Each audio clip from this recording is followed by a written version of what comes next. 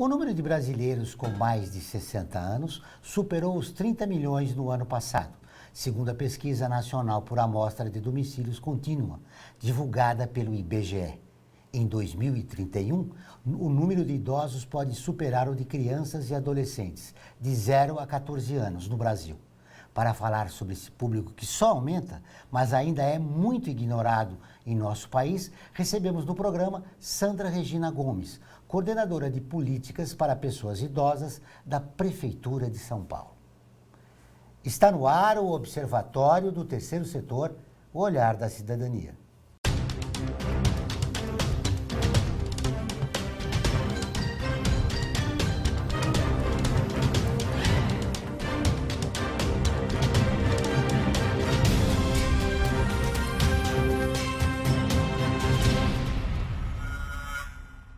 O Observatório do Terceiro Setor mostra pessoas que trabalham para a melhoria da sociedade, além de divulgar e interagir de forma comprometida com as organizações de interesse social.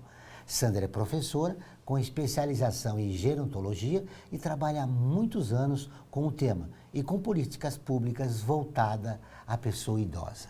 Boa tarde, Sandra. Seja bem-vinda ao Observatório. Boa tarde, Israel. Nós estamos envelhecendo. Sim. O Brasil está preparado? Ainda esse não. número de pessoas? Ainda não. Estamos correndo atrás, porque a Europa e países desenvolvidos primeiro se prepararam, depois envelheceram. Nós não.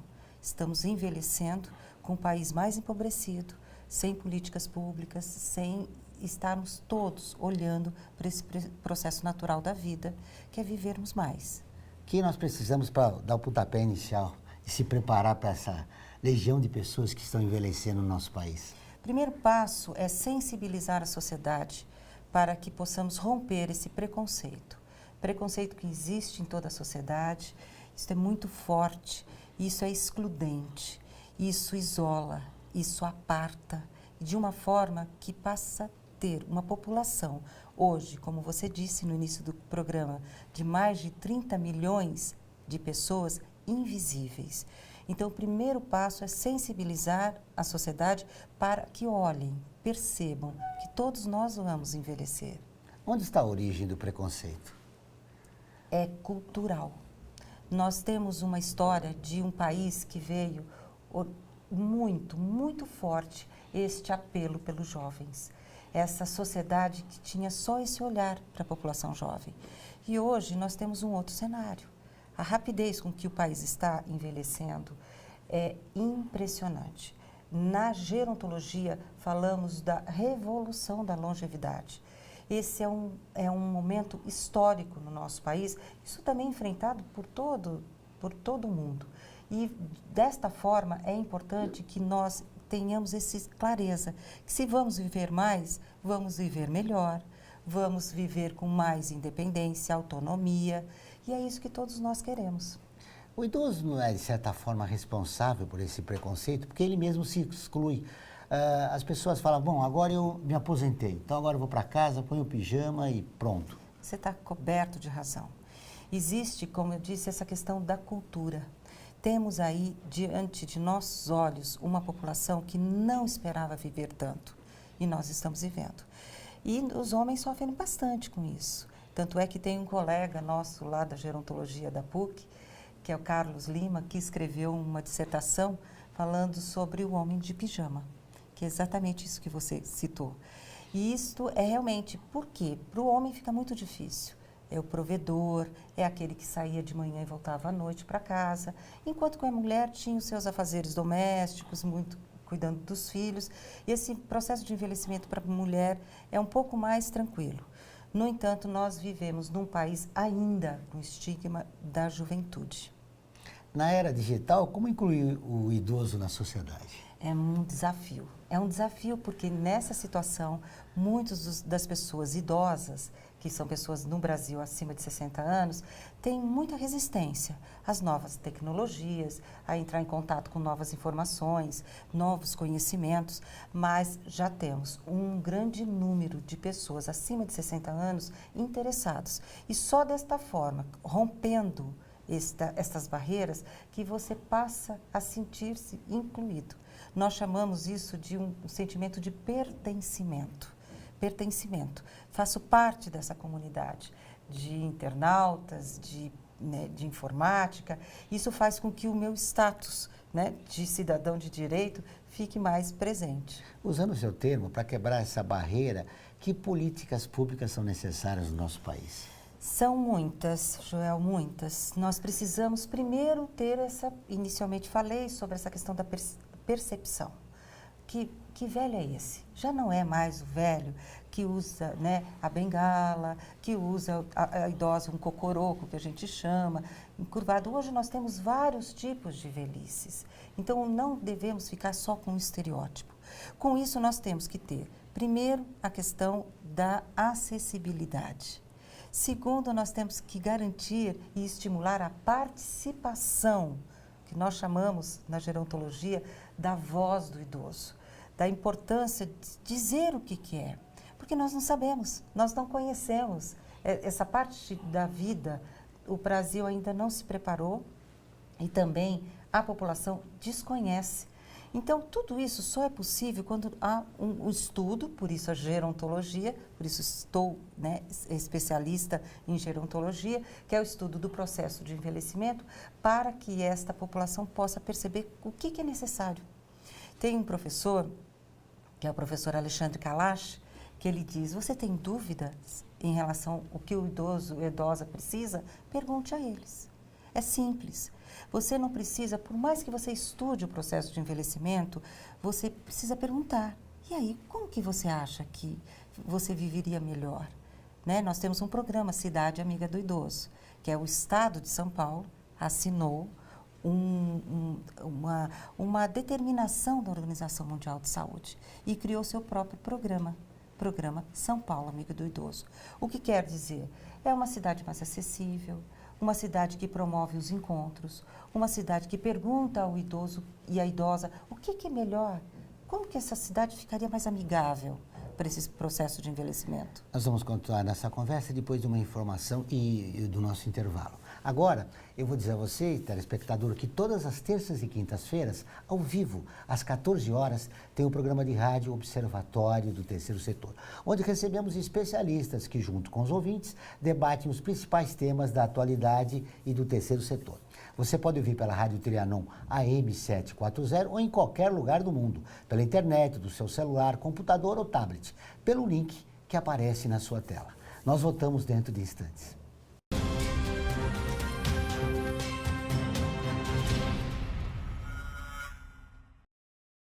A FIA é muito mais que uma escola de negócios. É graduação, pós-graduação, MBA, mestrado e consultoria para empresas. Isso faz diferença. Conheça a FIA. Olá, eu sou Laura Gelbert, da ONU News. Notícias das Nações Unidas e do mundo você acompanha na página e nos programas do Observatório do Terceiro Setor, parceiro da ONU News. E para acompanhar diretamente a ONU News em português, acesse nossa página e redes sociais. Até lá!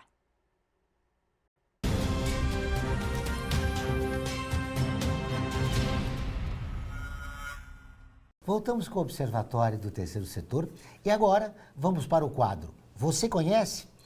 A cientista espacial, que por ser negra tinha que usar banheiro e refeitório diferentes dos brancos da NASA, mas venceu o preconceito e foi fundamental para a exploração espacial dos Estados Unidos. Katherine Johnson. Você conhece? Katherine Johnson nasceu em 1918 em White Sulphur Spring, oeste de Virgínia, condado de Greenbrier. Uma entre 5 filhos, seu pai trabalhava como madeireiro, agricultor e carpinteiro no hotel de Greenbrier. Sua mãe era ex-professora. Muito cedo, Katherine mostrou talento para a matemática e seus pais enfatizavam a importância da educação para os filhos.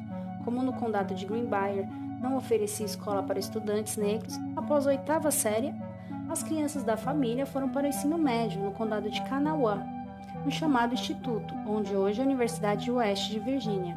Em 1939, Katherine se tornaria a primeira negra a fazer graduação no West Virginia University, em Morgantown.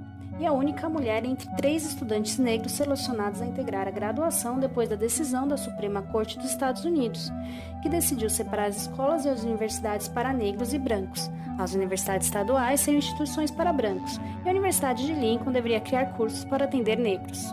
Catherine optou pela matemática com interesse em pesquisa na área, um caminho com muitas portas fechadas para negras na época. Em uma reunião de família, um parente mencionou que a NACA, que viria a se tornar a NASA, estava com um processo seletivo aberto para mulheres, em especial para negras, para seu departamento de navegação. Catherine se inscreveu em 1953 e foi imediatamente aceita no novo time da NASA. De 1953 a 1958, ela trabalhou fazendo análise para tópicos com redução da rajada para aeronaves. Catherine e as outras mulheres negras da divisão de computação eram conhecidas como computadores de cor e sujeitadas à segregação, trabalhando comendo e usando banheiros separados de seus colegas brancos até que essa divisão fosse terminada em 1958. Catherine ainda trabalhou para a seção de controles aeroespaciais, onde calculou a trajetória do voo de Alan Shepard, o primeiro norte-americano no espaço em 1959. Calculou também a janela de lançamento do projeto Mercury em 1961. Ela calculou a trajetória da missão Apollo 11 em 1969. Em 1970, ela trabalhou na missão Apollo 13. Assim que a missão foi abortada, Catherine trabalhou nos procedimentos de backup e nas cartas que auxiliaram o retorno e segurança dos astronautas para a Terra 4 dias depois. Mais tarde, Catherine ainda trabalharia no programa de ônibus espaciais, nos satélites de observação terrestres e na futura missão a Marte. Catherine foi coautora de 26 artigos científicos. Por ser pioneira para a ciência espacial e computação, lhe rendeu diversas honrarias e medalhas, e é exemplo para outras estudantes. Desde 1979, antes de se aposentar da NASA, sua biografia tem lugar de destaque entre a lista de negros pioneiros em ciência e tecnologia. Em 24 de novembro de 2015, o presidente Barack Obama incluiu Catherine na lista de 17 pessoas que receberam a Medalha Presidencial da Liberdade, e seu nome foi citado como exemplo pioneiro de mulheres negras na ciência, tecnologia, engenharia e matemática. Em 2017, foi lançado o filme Estrelas Além do Tempo, que conta a história sobre Catherine e outras 2 cientistas negras da NASA que calcularam as trajetórias do voo do projeto Mercury e do Apollo 11 nos anos de 1960. Que incrível a história da Catherine. Linda. Ela superou todos os preconceitos e foi fundamental na corrida espacial com os Estados Unidos. E que preconceito, hein? Tinha que usar o banheiro fora como uma... Isso é uma luta. Isso é uma... Ela merece todas as honrarias pela luta do feminismo. Sandra, você é uma feminista. Que impacta, essa história da Catherine impacta em você? Muito, porque na realidade esse papel da mulher é um papel que precisa ser repensado, né? Nós temos aí vários índices de violência contra a mulher. Isso nós estamos falando de mulheres jovens, mas nós temos dados de envelhecimento que são impactantes, de mulheres idosas que sofrem maus tratos, e a maioria dos casos acontecem dentro de casa. Isso através... Que é um absurdo. Que é um absurdo. São as relações familiares, são as situações em que essa pessoa idosa, essa mulher, ela é destratada. Isso é uma situação que nós temos visto com muita frequência. Muito bem. Essas agressões que as mulheres idosas sofrem, sobretudo as mulheres da população de baixa renda, que não têm acesso à informação e não têm uma qualidade de vida ideal. Que políticas públicas seriam necessárias para contemplar esse público? Joel, também tem um dado importante. Não são só as mulheres de alto índice de vulnerabilidade. Nós encontramos essas agressões também em todos os níveis da sociedade. Isso é preocupante, porque você percebe que é uma situação generalizada. Temos aí muitos dos dados daqueles 30 milhões, a maioria são mulheres. Nós falamos da feminização da velhice. E, além de tudo, a população idosa, muitas vezes, precisamente 53%, é responsável pelos lares, financeiramente falando. E essa agressão decorre muito dessa agressão e exploração financeira. Então, a primeira coisa que precisa acontecer é são os esclarecimentos, campanhas, denúncias. O Disque 100 é só discar no celular, telefone fixo, 100, e pedir para falar de uma denúncia sobre a população idosa. Neste momento, automaticamente, você não precisa se identificar, mas é importante que diga de onde você está falando. Automaticamente também tem aí um contato de fazer uma comunicação imediata no estado dessa denúncia. E aí entramos por onde? Pela Delegacia do Idoso, pelo Centro de Referência de Assistência Social, também entramos com essa denúncia pelo Ministério Público, pelas defensorias. Então, tudo isso a população precisa saber, que tem direito. Muitas vezes a população idosa não denuncia, principalmente as mulheres. Uma mãe não vai denunciar seu filho. E esse é o maior agressor, são os filhos. Além das denúncias, que é fundamental para essa mudança cultural, para usar um termo moderno, de que maneira nós podemos empoderar essas mulheres? Primeiramente, com a informação. Segundo, não tenham vergonha. Não se intimidem. Falem. Este silêncio é que acaba com o direito. Fale, sinta-se seguro. E os serviços de acolhimento, atendimento à população, seja onde for, seja um núcleo de convivência de idosos, seja um centro de dia para idosos, os trabalhos que realizados pelos SESCs no país todo, todas essas situações podemos observar algum sinal de violência sofrida. E essa violência não precisa ser necessariamente física, e muitas vezes até um número menor. Um tipo de violência é negligência, é a falta do cuidado, é o abandono. E a população hoje, da população acima de 60 anos, tem vivido só nas suas casas. E essa é uma questão que precisamos prestar atenção e ter políticas públicas para estimular que ela participe, a idosa, o idoso, de núcleos de convivência, que tenha uma roda de amigos, que tenham frequência em atividades culturais, em conhecimento. Nós temos uma universidade aberta para a pessoa idosa, como é um dos projetos da cidade de São Paulo, interessante. Isso já existe em várias partes do país, que é o conhecimento através de novos espaços de conhecimento. E interagir nas redes sociais. Exatamente. Saiba como adquirir computadores, notebooks, servidores e CPUs para você, sua empresa ou ONG, por um preço justo, assistência técnica, garantia de 1 ano e ainda contribuir com o meio ambiente. Acesse observatoriotercesetor.org.br. Vamos para um rápido intervalo e voltamos dentro de instantes.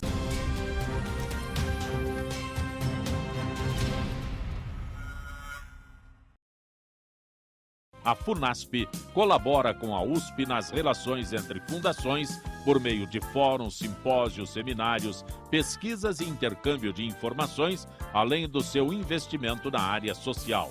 Para melhores informações, entre no nosso site www.funasp.org.br. FUNASP, um marco entre o universo acadêmico e a sociedade.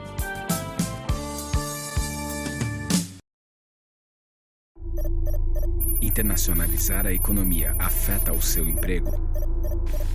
Para onde vai o Brasil? Ter opinião sem análise é só repetição. Repetição, repetição, repetição, repetição, repetição, repetição, repetição, repetição. Informação é importante. Análise é fundamental. Le Monde Diplomatique Brasil. Independente e crítico.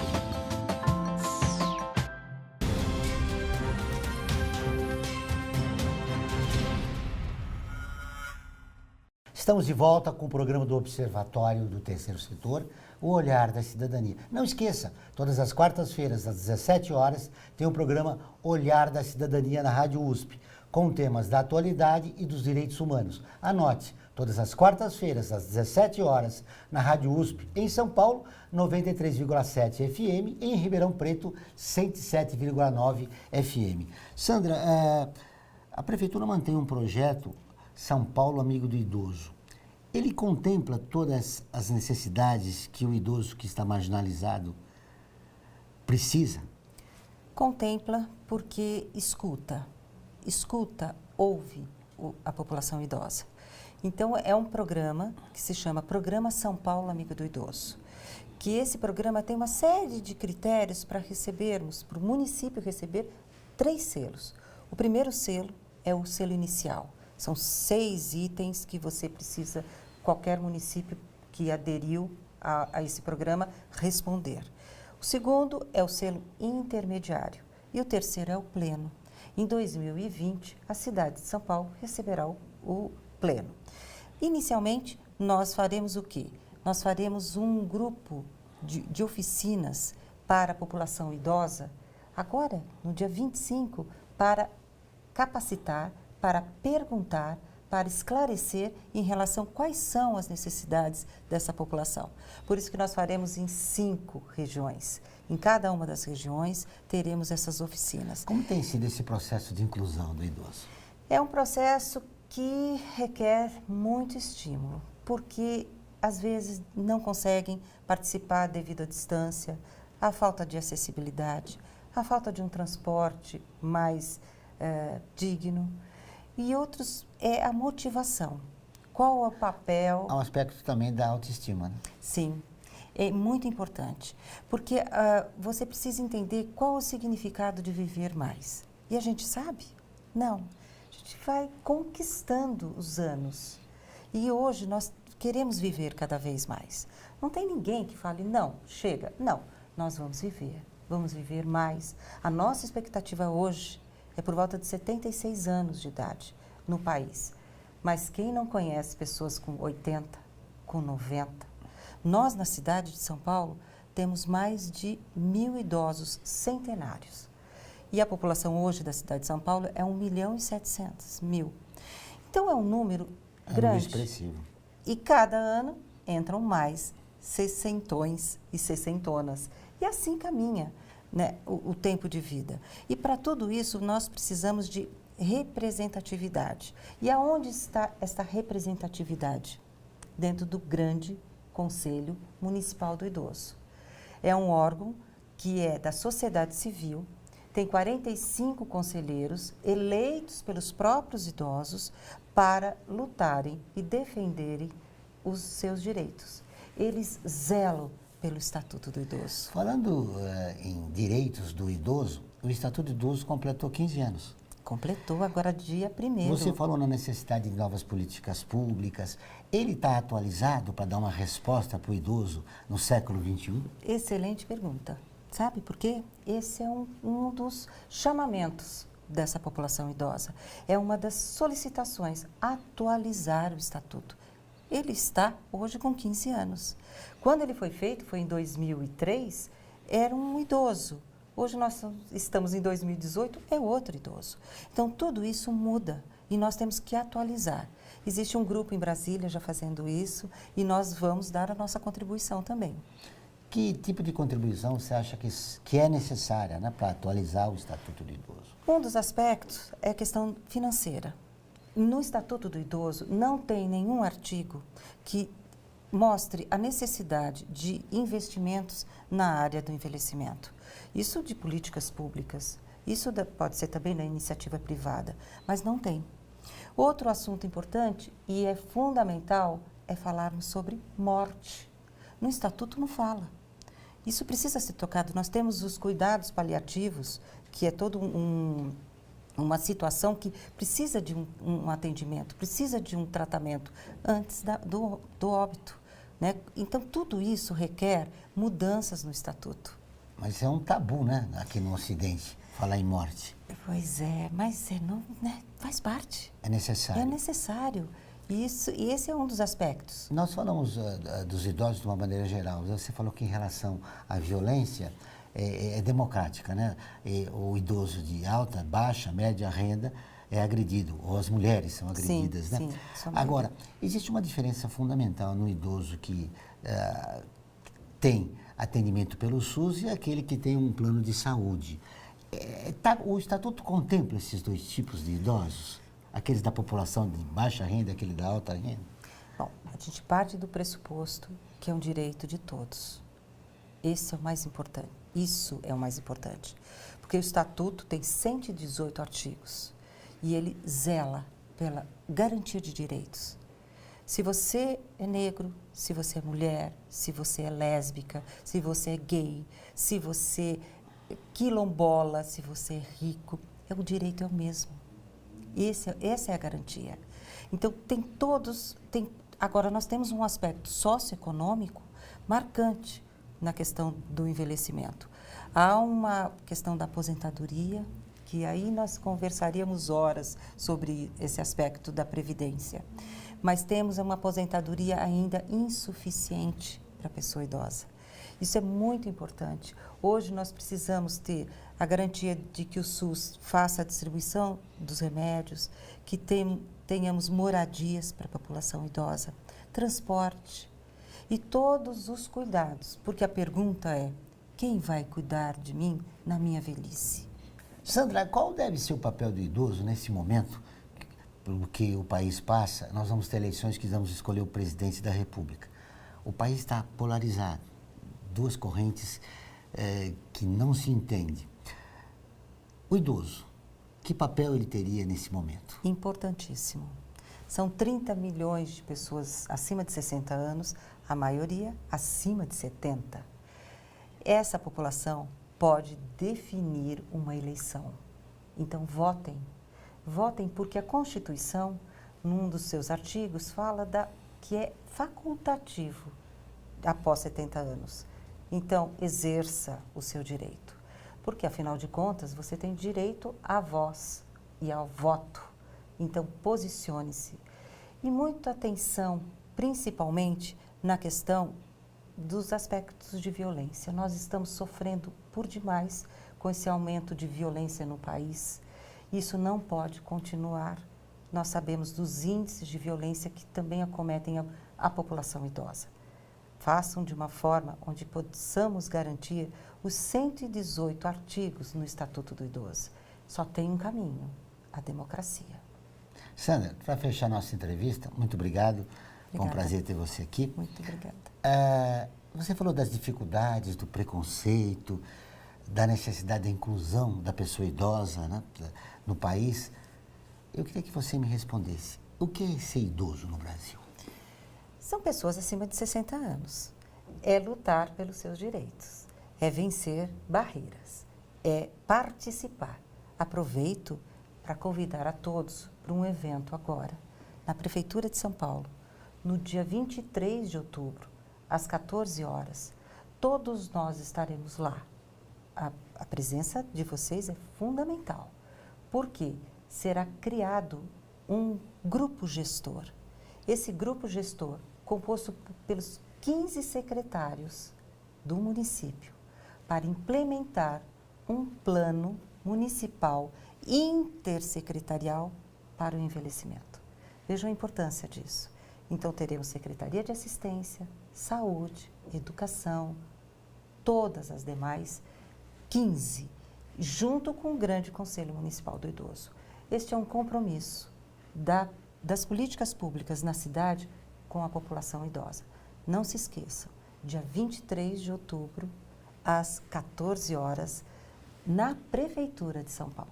Contamos com vocês e com você também, João. Obrigado. O programa do Observatório do Terceiro Setor dessa semana fica por aqui. Mas para continuar nos acompanhando, acesse o nosso portal, observatorioterceirsetor.org.br. Lembrando que o Observatório é acessado em 173 países e atinge mais de 2,5 milhões de pessoas todos os meses. Voltaremos na próxima semana com o Observatório do Terceiro Setor, o olhar da cidadania. Até o próximo programa.